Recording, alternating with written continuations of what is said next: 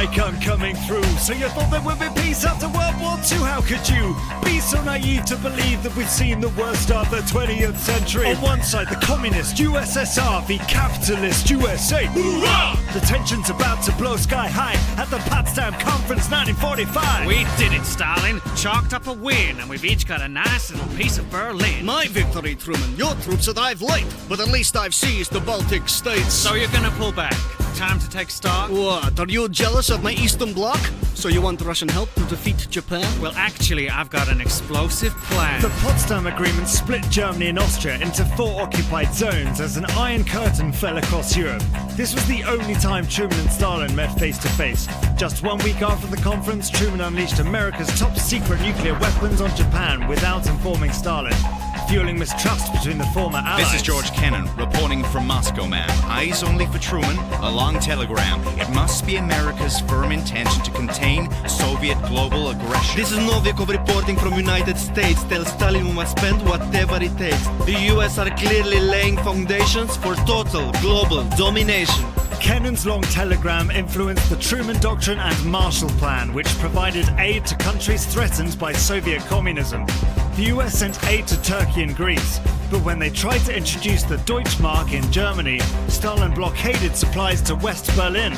Cue the Berlin airlift. Look up, Stalin, you can block the roads, but the Brits are plying it with peaceful payloads. Good on you, mate. How about some credit for the US, Aussie, Kiwi and Canadian We've been effort? dropping 9,000 tons of supplies a day, mostly coal and potatoes, hardly gourmet. Now find me a runway, I need to hit the ground. You can head home, mate. Stalin's just back down. What? The Allies flew in vital supplies to West Berlin until Stalin backed down in May 1949. In the same year, the Western Allies formed NATO to counterweight Russia. But that winter, the balance of power was about to shift dramatically east. Comrade, welcome to the Soviet Union, and kudos on your communist revolution. And so a new era for China begins. I need good news to take back to Beijing. An alliance together, if I may say so, would surely put it right up NATO. Let's renew the Sino-Soviet alliance. Agreed. Now, you like rocket science? Stalin and Mao renewed the Sino-Soviet alliance, presenting a seismic shift in geopolitics. What's more, the USSR secretly tested their first nuclear weapon.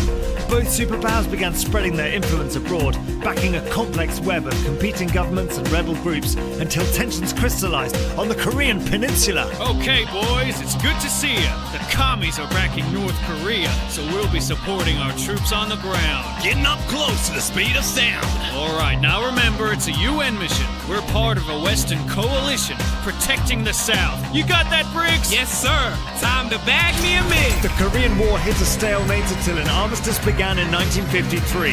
North and South Korea were split along the 38th parallel, a line that still divides the country today. Over the next decade, tensions escalated further and the conflict became truly global. Are you paying attention? Let's go.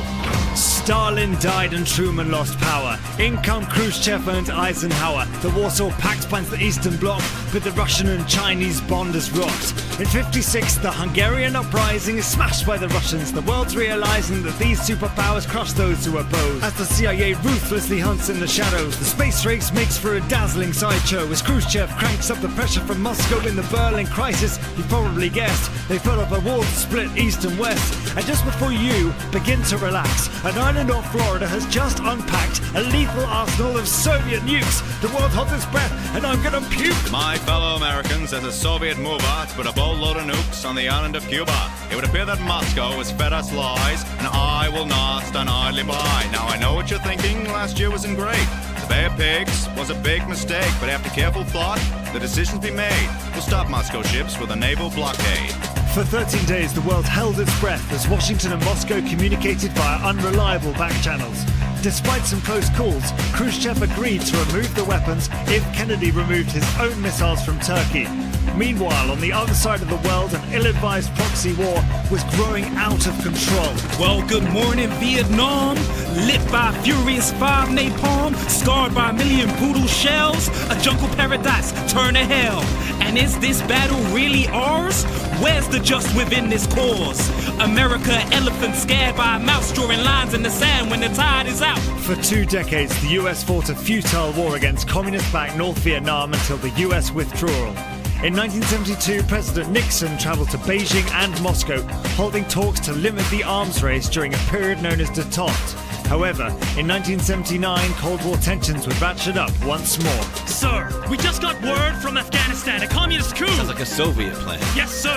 The Russians are sending advisors. Clearly, they're trying to undermine us. So let's support the other side. The Islamist fighters... Yeah, that sounds fine. Encourage them to fight a holy war with the Soviet Union. Well, if you're sure... The Soviet Union sent thousands of troops to support the Communist Party in Afghanistan, but they failed to defeat local Mujahideen fighters backed by the USA.